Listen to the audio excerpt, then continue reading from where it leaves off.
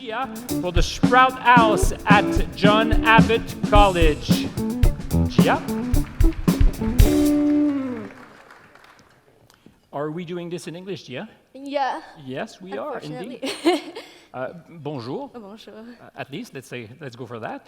Gia, you were part of the team that decided to build an in-house greenhouse. It's an indoor growing space. Okay, very good. What would be the difference? Well, greenhouse is basically a house designated to grow certain plants, and indoor growing space, it's sort of like it's a part of the building, and the building is still utilized for study, education, but we're inside and we're like. So you're growing stuff in the building. Exactly. Okay. But, like, not just growing. Not just growing? Not just like growing, but also like education on the other side, because the school does use the building for classes. Yeah. Of course. So as you're studying, you're also seeing sprouts or stuff growing around. Right. So far, are you successful at growing inside some food? Yes, we have been having some successes, and we did some trials and errors. We ran some tests, and we're still trying to find the best method for growing our vegetables. Yeah. You were saying trials and errors. Yeah. What were the first errors? Well, there's a lot, but well, the first one I can remember is also our first challenge right now. Sometimes linked to a challenge, of course. Right. So there is a hydroponic growing system that is implemented in the building, and unfortunately the pump we have is a water pump that pumps water up and then shoots water down. It always gets clogged up by algae that's growing in the water. But we're trying to get an air pump, which is like a closed system. And cleaner, maybe? Yeah, cleaner, so it won't get clogged. And hopefully we'll find the right one and we'll be okay. Are you feeding people with the food you're growing? Right. Right. Right, yeah. That's the bottom line. That's the bottom line, I guess. So the produce that we grow from there will end up in the Jack Pantry, which is the John Abbott Food Bank, supporting students who are in need of, who's facing food insecurity because of financial difficulties. So that's the initiation of our project too, is just because these students, they live off of canned goods or like packaged food. So we thought, like, they need something like vegetable. Fresh produce. Yeah. So that's why we decided to really dig into what we can do for them. So that's how we started, and so far we have been sending some microgreens and a little bit of vegetables to the Jack Pantry, the food bank, and that will go to the students who are in need. Finally, are you seeing any impact stress-wise in your students as they learn how to grow stuff?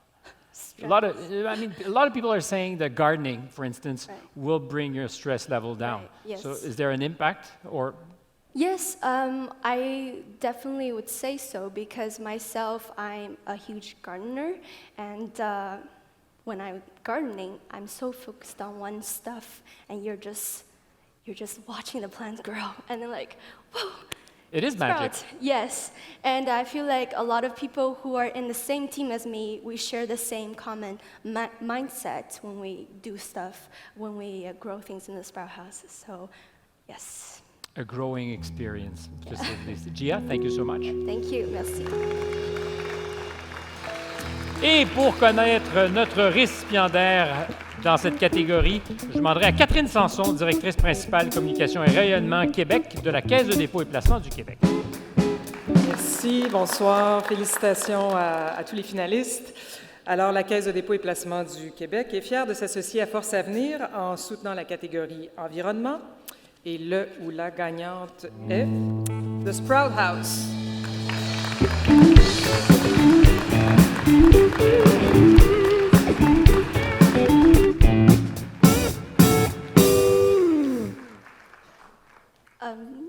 Can I please invite my group members, Julia, to come with me?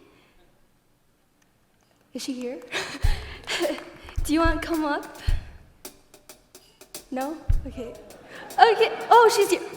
Okay. There she is. I was like, why wouldn't she want to come up? Okay, so I guess I will speak. First of all, thank you so much for this award.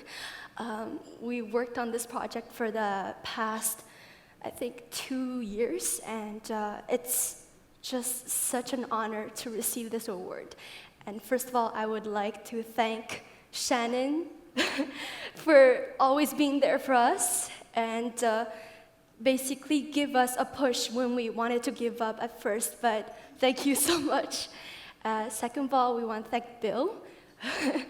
He is such a role model for us because every time I see him during our meetings, not really related to Sprout House, but like him just being there sort of tells me that, oh, like this is the person that I want to look up to and I want to maybe be like in the future and who serves the community so much. And Sophia McFetty, who is not here with us today, she is a part of the Sprout House, the creators. And if you're looking, thank you so much for being there with us. And all of us three together, we made this happen. And stay strong for university. And I know you're suffering, but like you got this. You're smart. And lastly, Julia, I thank you so much for being here because she is also in university. I'm the only person out of 3 of us is still in CGEP because I'm in a 3-year program. And I wish you all the best for your anatomy lab tomorrow and also for your future.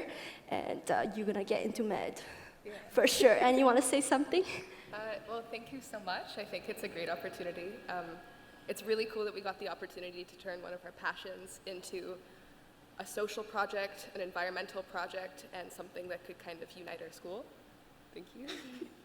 And yeah, I think this has just all around been such a positive experience, and the more time we put into it, the more we saw it grow, and the more we got out of it, and the more we saw it help other people too. So it's just been a great time, so thank you. Thank you so much. Thank you.